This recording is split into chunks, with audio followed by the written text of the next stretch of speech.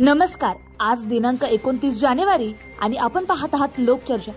तर वेळेचा विलंब न करता चला आजच्या मुख्य बातम्यांवरती नजर टाकूया। तर बीड जिल्ह्यातील संतोष देशमुख यांच्या हत्येप्रकरणी पुण्यातून 2 आरोपींना अटक करण्यात आली आहे। या प्रकरणाचा तपास आता पुण्याशी जोडला गेला आहे। माजी मंत्री सुरेश धस यांनी धनंजय मुंडे यांच्यावर टीका करत आकाचे आका तुम्हाला जेलवारी असं विधान केलं आहे। या विधानामुळे राजकीय वर्तुळात खळबळ उडाली आहे। नारायण राणे यांच्या 45 लाखाच्या फसवणुकी प्रकरणी पोलिसांनी 4घांना अटक केली आहे। या प्रकरणाचा तपास सुरू असून आणखी माहितीची अपेक्षा आहे।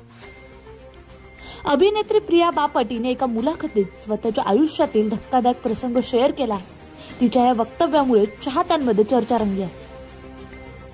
भारतातील आंतरराष्ट्रीय व्यापारात वाढ होत असून शेअर बाजारात तेजीचं वातावरण आहे। विशेषतः तंत्रज्ञान आणि आरोग्य क्षेत्रातील शेअर्समध्ये वाढ दिसून येत आहे।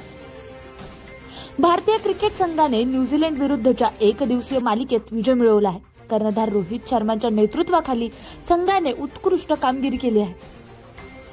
हवामान विभागाने पश्चिम महाराष्ट्रात विजांच्या कडकडाटासह पावसाची शक्यता वर्तवली आहे। शेतकऱ्यांनी आपल्या पिकाची काळजी घ्यावी असा सल्ला देण्यात आलेला आहे। आजच्या ठळक घडामोडी इथेच संपल्या। अधिक माहितीसाठी लोकचर्चाला सबस्क्राइब करायचं विसरू नका।